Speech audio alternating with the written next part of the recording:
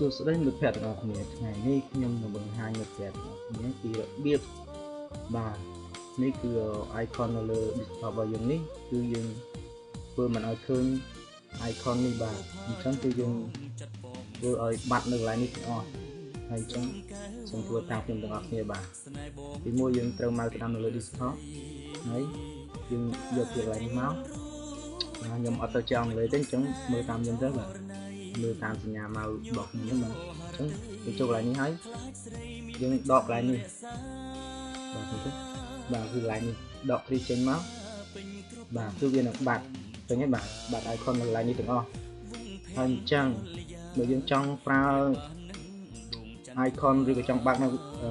icon នឹងវិញគឺយើងអាចធ្វើដូចមុនអញ្ចឹងក៏បានដែរបាទអញ្ចឹងយើងបាក់កន្លែងនេះវិញមក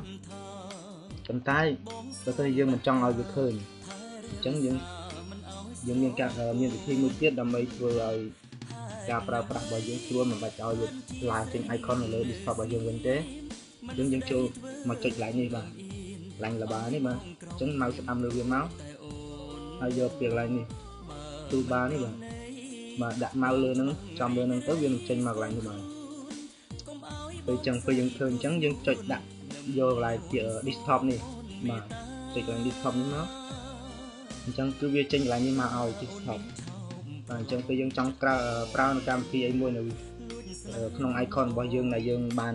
បិទមិនឲ្យឃើញនៅលើ desktop នេះអញ្ចឹងយើងអាចចុចលើកន្លែងនេះបានគឺយើងចុចកន្លែងនេះមកគឺវាអាចឡើងមកពីកម្មវិធីរបស់យើងហ្នឹងគឺ icon របស់ខ្ញុំនៅលើ desktop នេះគឺមានឡើងទាំងអស់បាទអញ្ចឹង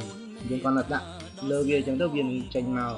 មានស្អីខ្លះនៅក្នុង folder មួយ icon មួយហ្នឹងទៅវានឹងចេញឲ្យឃើញអញ្ចឹងឧទាហរណ៍ថាយើងចង់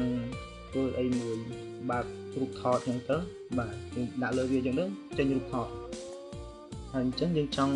ឧទាហរណ៍ថាយើងចង់បើករូបថតនឹងយើងគ្រាន់ select លើវាទៅ double click លើវាទៅបាទវានឹងចេញហើយវាអញ្ចឹងទេយើងអាចចូលវាបន្តទៀតនៅក្នុង folder យើងបន្តទៀតអញ្ចឹងវានឹងចេញបន្តទៀតបាទអញ្ចឹងវាមានអញ្ចឹងទៀតបាទអញ្ចឹងវាយើងមើលទៅថាមានភាពស្រស់ស្អាតនៅលើ desktop របស់យើងគឺអត់មានភាពអញ្ញែអញ្ញៃ icon ដូចថាមានអ្នកខ្លះអញ្ចឹងទៅមិត្តភក្តិខ្លះគាត់មានកម្មវិធីច្រើនមាន icon ច្រើននៅលើ desktop ពេលអញ្ចឹងធ្វើឲ្យបាត់បង់នៅដូចឧទាហរណ៍ថា background ដែលយើងតាំងនេះបានដូចជារូបភាពខ្ញុំនេះបានតាំងអញ្ចឹងវាអាចធ្វើឲ្យបាំងទៅយើងមើលមុខមើលអីអត់ឃើញឬក៏ចង់មើលទេសភាពនៅផ្ទាំងខាងក្រៅអត់ឃើញអញ្ចឹងយើងធ្វើដូចខ្ញុំធ្វើប្រាប់មិញហ្នឹងអញ្ចឹងទៅគឺអ្នកទាំងអស់គ្នានឹងអាចបាន desktop មួយដែលស្អាតហើយមើលទៅស្រឡះអត់មានអីទាំងអស់អញ្ចឹងបាទហើយថ្ងៃហ្នឹងវីដេអូមានតែប៉ុណ្្នឹងទេបាទអរគុណច្រើនសម្រាប់ការតាមដានរបស់មិត្តភក្តិទាំងអស់គ្នា